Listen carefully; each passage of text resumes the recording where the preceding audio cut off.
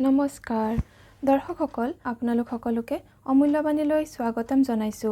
আজিৰ ভিডিঅ'টোৰ বিষয় হৈছে 15 এপ্ৰিল 2026 চনৰ দিনটো বিশেষ শুভ দিন, যিহেতু সেইদিনা বিহুৰ লগতে আছে মাহেকীয়া শিৱৰাত্ৰি। ইচ্ছা পূৰণ কৰিবৰ বাবে কৰিব পাৰে বিশেষ সহজ উপায়, আৰু উপায়টো কৰিবৰ বাবে কিন্তু আপুনি নিৰামিষ খাদ্যহে গ্ৰহণ কৰিব আৰু সন্ধিয়া সময়ত যদি পাৰে কৰিব। উপায়টো কৰিবৰ বাবে এখিলা নফটা বেলপাত ল'ব। তিনিটীয়া বেলপাতহে এটা বুলি ধৰা হয়, তেনেকুৱা এটা বেলপাত ল'ব। তাতে আপুনি হালধি বা চন্দনেৰে আপোনাৰ মনৰ ইচ্ছাটো লিখিব। এটা শব্দত চাকৰি, টকা পইচা, ব্যৱসায় যি আছে লিখিব। এতিয়া আপুনি গা ধুই পৰিষ্কাৰ কাপোৰ পিন্ধিহে কৰিব, আৰু তাৰপিছত ওচৰৰ কোনো মহাদেৱৰ মন্দিৰলৈ যাব।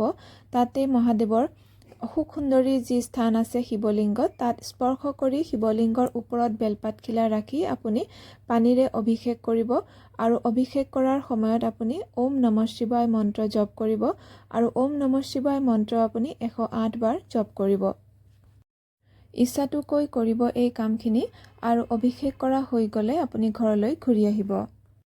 ঘূৰি আহোঁতে যদি মহাদেৱৰ সেই মন্দিৰত নন্দী বাবা আছে, তেনেহ'লে নন্দী বাবাৰ বাওঁ দিশৰ কাণত ফুচফুচাই মনৰ ইচ্ছাটো কৈ আহিব।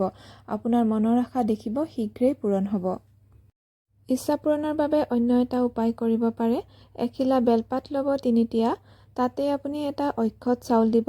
এতিয়া অসুখ সুন্দৰী স্থানত স্পৰ্শ কৰি মহাদেৱৰ শিৱলিংগত অৰ্পণ কৰি আপোনাৰ মনৰ ইচ্ছাটো প্ৰকাশ কৰি পানী ঢালি অভিষেক কৰিব। এনেকৈ কৰিলেও মনৰ আশা শীঘ্ৰেই পূৰণ হয়।